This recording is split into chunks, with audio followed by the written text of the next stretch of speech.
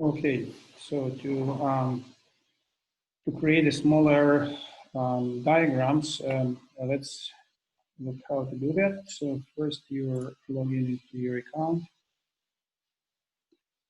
and then you have to change into the platform here in the right upper corner. So let's first log in, then go here. Now you go to the platform. Here in the platform, you can run any analysis workflows as a separate tools or as a small workflows. So here, click here to go into your data. So here you have to find your project in the tree. So for instance, we have this project, and this is your data. So if you double click on it, it opens here. So you have 2,300 genes, quite a lot. So first we have to filter them to select a smaller, most significant set of genes. So here you can do many different types of filtering. Yeah, by clicking on filter, for instance, you can set below threshold adjusted FDRPF value below, then say 0.1, and fold change above, for instance, 10. So by applying this condition, we got 66 genes. So now we can save them as a separate fold change 10, for instance, separate set of genes. And then, but these are just upregulated genes. So the same way you can, of course, select downregulated genes. So then you go to the wizard. And here in microarrays, you go to the analysis of networks, find master regulators. And here you can use geneways, exactly like used before. So to generate smaller pictures. With transpots, you generate more detailed pictures. Okay, let's first try this geneways. Here you go to single gene set. So it opens a workflow for you. Just wait a moment. So it's a simple workflow. Here you see the workflow. What you have to do is just to take your filtered set of genes and drag and drop it here. And after that, you just run the analysis.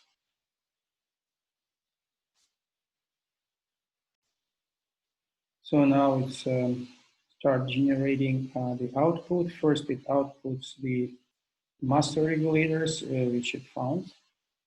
But it's still working to also to convert them into the Swiss broad accession numbers.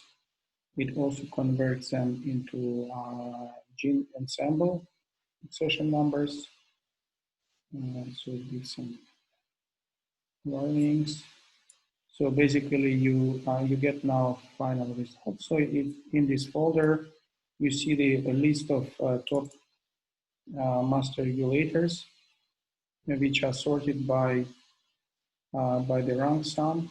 So it's at the top you get like most important master regulators, and here it's already draw 3 top diagrams for the 3 master regulators. So we can double click on some of them and see these diagrams. So you see this is a kind of diagram with a top master regulator, and which is in pink, and in blue are the genes, input genes, which you have put as a start of the analysis. You see that this diagram is still quite big, but that's because your set of genes you started to analyze was quite big. It's 96 genes, something like that. If you want still to have a smaller diagrams, you have to select, make a more stringent selection of the initial gene list. So now you can do many things. First, you can basically export this diagram by clicking on this button, and you can export it in different formats. For instance, you can export it in PNG format. You click OK. It asks which resolution, which scale it should be. So I think it's better to put scale 1.0, so then it's have a bit better resolution. So then this diagram is saved on your computer as just PNG files, which you can put in your presentation or publications.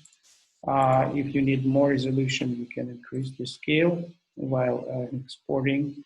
Then, of course, you can make a different layouts by go here into the layout, and this is a hierarchical layout. You can make also orthogonal layout, for instance, like this, or you can also make it much denser by putting here parameters like, for instance, 20.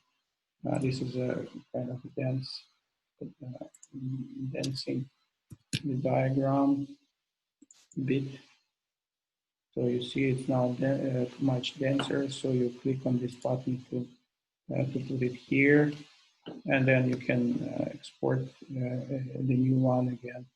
So, or there are some other layout options here, like force directed and grid layout. So you can try it. Also, you can put here expression values on this diagram. So as you see here in this folder, there are several tables which were converted into different accession number. And here this letter shows which accession number it is. This is ensemble, this is entrance. So if you open here, you can see that this is the same table, but here the first column is the entrance ID. And here we have the same columns as before, so fold changes and so forth. So what you can do is now, with these diagrams, you have to do it with entry accession numbers. You can drag and drop this table just on the diagram, and you see now this color appears. So then you can go to the expression mapping, and you can select which column you want to show, and you want, for example, to show just fold change, and it give red color to the upregulated genes, and if there will be downregulated genes, it will blue color here. You can also increase intensity of these colors by changing the scale. For instance, instead of 90, you can put here much smaller scale, for example, 40, and then intensity of that become higher, so you can see that better.